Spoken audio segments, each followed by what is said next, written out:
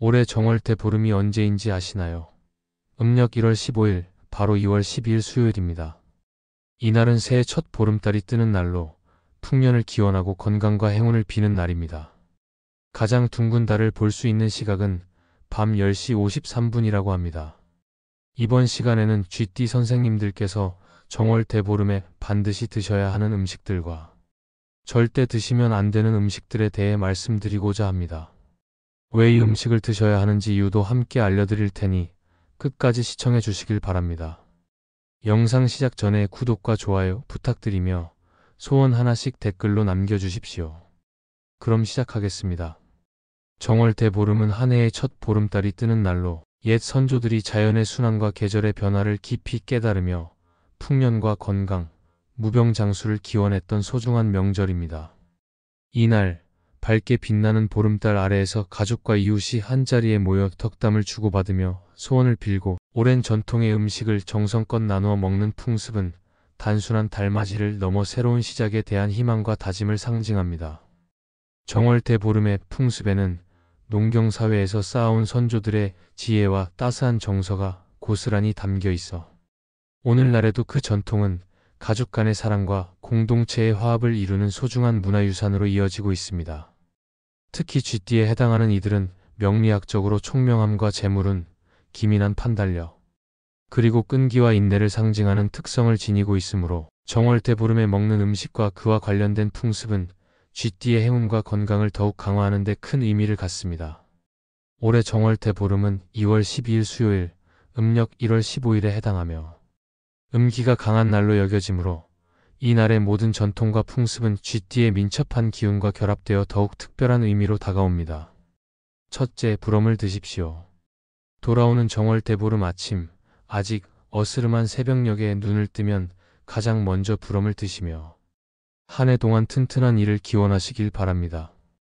부럼은 날밤, 호두, 잣, 밤, 땅콩, 은행 등 껍질이 단단한 여러 견과류를 통칭하는 말로 옛 선조들은 이를 깨물어 먹으면서 치아를 단단하게 하고 부스럼이나 각종 피부 질환이 생기지 않도록 기원하였습니다.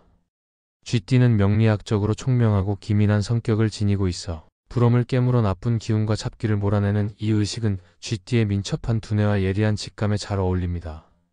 부럼을 드실 때에는 자신의 나이에 맞춰 첫 번째 부럼을 깨물어 마당이나 지붕에 던져 나쁜 기운을 제거한 후 깨문 부럼은 온 가족이 함께 나누어 먹으며 서로의 건강과 행복을 축원하는 전통을 이어갑니다. 쥐띠의 재치와 총명이 이 의식을 더욱 빛내어 한 해의 행운과 재물운을 증진시키는데 큰 역할을 하리라 믿어 의심치 않습니다. 둘째, 오곡밥을 드십시오. 부럼의 의식을 마친 후 정월대 보름에 또 다른 중요한 풍습인 오곡밥을 드시며 한 해 동안 모든 곡식이 풍성하게 자라길 기원하시기 바랍니다. 오곡밥은 쌀, 보리, 족, 콩, 기장 등 5가지 곡식을 섞어 지은 밥으로 오방색의 다채로운 색채와 각 곡식이 가진 고유의 맛이 어우러져 몸과 마음에 균형 있는 기운을 선사합니다. 쥐띠는 명리학적으로 재물운과 풍요를 상징하는 특성을 지니고 있어 오곡밥의 다채로운 조화는 쥐띠의 재물운과 경제적인 번창을 더욱 견고하게 하는데 도움을 줍니다. 전날 저녁에 미리 정성껏 지은 오곡밥은 팥을 2번 삶아 쓴맛을 제거하고 검은 콩과 함께 밥물에 넣어 조리하는 등의 세심한 과정을 거치며 풍년과 건강, 그리고 가족과 이웃 간의 따스한 정을 상징합니다. 쥐띠의 총명하고 민첩한 기운이 이 풍습과 만나 올 한 해에도 풍성한 결실과 함께 금전운이 넘치기를 진심으로 기원합니다. 셋째, 묵은 나물을 드십시오. 오곡밥과 함께 차려지는 묵은 나물은 지난 가을에 수확한 채소들을 말려 보관한 후 정월대 보름에 다시 부드럽게 삶아내어 먹는 음식입니다. 고사리, 도라지, 시래기, 취나물, 호박꼬지 등 여러가지 묵은 나물은 겨울 동안 부족하기 쉬운 비타민과 미네랄, 식이섬유를 보충해주며 선조들이 여름의 혹독한 더위를 이겨내고 건강하게 지내기를 바라는 염원과 인내의 의미를 담고 있습니다. 쥐띠의 경우 그들의 예민한 감각과 인내심이 이와 잘 어울리므로 묵은 나물을 통해 오랜 시간 쌓아온 인내와 근면함이 한층 강화될 수 있습니다. 나물을 무칠 때 멸치 육수를 넣어 감칠맛을 더하고 각 재료의 고유한 맛이 조화를 이루도록 하는 정성스러운 과정은 계절의 흐름과 지나간 시간의 결실을 상징합니다. 쥐띠의 기민한 두뇌와 꾸준함이 이 전통을 통해 더욱 빛을 발하며 다가올 계절에도 건강과 활력을 이어가는 데 큰 힘이 되어줄 것입니다. 넷째, 복삼을 드십시오. 오곡밥과 묵은 나물에 이어 복삼을 준비하여 한 해의 복과 풍요를 더욱 크게 받아들이시길 바랍니다. 복삼은 밥이나 나물, 그리고 다양한 반찬들을 김이나 취와 같은 잎에 싸서 먹는 전통 음식으로 그 이름 그대로 복을 싸서 먹는다는 의미를 지니고 있습니다. 쥐띠는 명리학적으로 기민하고 재주가 많으며 재물운과 행운을 상징하는 성향을 갖고 있어 복삼을 통해 서로의 복을 나누고 풍요로운 기운을 한층 증대시킬 수 있습니다. 옛날에는 복삼을 마치 볕단을 쌓듯이 정갈하게 배열하여 성주신께 올리고 이후 가족과 이웃이 함께 나누어 먹으며 큰 쌈만큼 큰 복을 받겠다는 덕담을 주고받았습니다. 쥐띠의 총명함과 재치가 이 복삼 풍습과 만나면 그 해의 행운과 풍요는 더욱 커질 것이며 여러분의 가정에 넘치는 복과 기운이 깃들기를 진심으로 기원합니다. 다섯째, 귀발기술을 드십시오. 정월 대보름 아침 식탁의 마지막을 장식하는 귀발기술은 데우지 않은 채 차갑게 식힌 청주 한 잔을 마시는 전통입니다. 귀발기술은 귀가 밝아져 한 해 동안 좋은 소식만 듣게 된다는 믿음을 담고 있으며 선조들은 귀 밝아라, 눈 밝아라라는 덕담을 나누며 이 술을 즐겼습니다. 쥐띠에 속한 이들은 예리한 직감과 민첩한 감각을 지니고 있어 귀발기술을 통해 더욱 맑아진 귀와 명석해진 두뇌로 한 해의 행운을 더욱 잘 포착할 수 있을 것입니다. 남녀노소 모두가 귀발기술 한 잔을 통해 신선한 청주의 상쾌함과 청량한 맛을 음미하며 한 해 내내 기쁜 소식과 행복한 일이 가득하기를 바라는 마음을 나눕니다.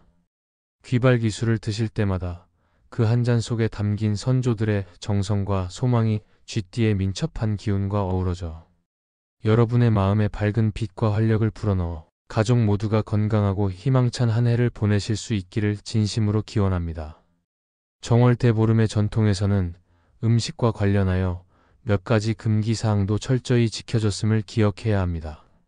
나물과 오곡밥은 꼭 먹어야 하지만 음식을 섞어 비비는 행위는 마치 논과 밭의 잡초가 무성해지는 것을 상징한다고 믿어 비비지 않고 그대로 먹는 것이 원칙이었습니다.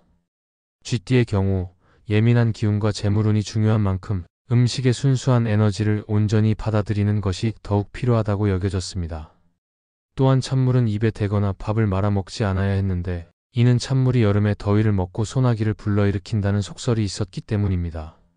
이 날에는 칼질을 해서는 안 되었는데 칼질을 하면 한 해의 복에 금이 가고 곡식이 갈라진다고 여겨 모든 음식을 전날에 미리 준비해야 했습니다. 더불어 김치를 먹는 것 또한 금기시 되었는데 김치를 먹으면 몸이 간지러워져 피부병이 생긴다고 믿었으며 특히 백김치를 먹으면 머리가 하얗게 변하고 동치미를 먹으면 모를 기르는 논에 이끼가 끼어 농사가 망칠 것이라는 속설도 전해졌습니다.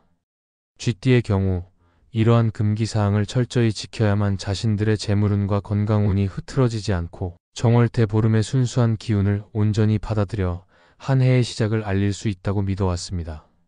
새해 첫 보름달이 뜨면 선조들은 올 한 해 풍년과 안녕을 기원하며 음식을 만들어 이웃과 나누었고 5가지 곡식으로 지은 오곡밥과 지난해 걷어 말려둔 묵은 나물을 상에 올려 겨우내 부족하기 쉬운 비타민과 무기질을 보충했습니다.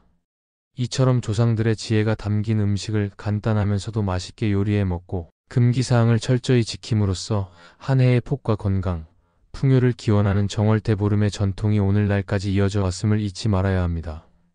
이와 같이 정월 대보름의 의미와 함께 쥐띠의 명리학적 특성을 되새기며 불엄, 오곡밥, 묵은 나물, 폭삼, 그리고 귀발기술을 차례대로 드시면서 선조들이 남긴 깊은 염원과 지혜를 체험하시길 바랍니다. 쥐띠의 총명하고 기민한 성향이 이 전통의 모든 의례와 만나 한 해의 행운과 재물운을 더욱 굳건히 하는 데 큰 역할을 하리라 믿으며 오늘 이 소중한 전통을 통해 가족과 이웃, 그리고 공동체의 따스한 정이 더욱 돈독해지기를 바라봅니다. 한 해 동안 건강과 풍요, 그리고 큰 복이 여러분의 가정에 깃들기를 진심으로 기원합니다. 지금까지 쥐띠 선생님들께서 을사년 정월 대보름에 반드시 드셔야 하는 음식과 피해야 할 음식에 대해 말씀드렸습니다. 첫 보름달이 뜨는 날이니 저녁에 꼭 가족들과 산책을 나가셔서 달님께 원하는 소원을 빌어보시길 바랍니다. 하늘이 소원을 들어주실 것입니다. 말하지 않으면 아무도 모릅니다. GT 선생님들의 간절한 마음이 달님께 닿기를 바랍니다. 영상이 도움이 되셨다면 구독과 좋아요 부탁드립니다. 소원 하나씩 댓글로 남겨주시면 매일 기도를 올리겠습니다. 그럼 오늘도 빛나는 하루 보내십시오.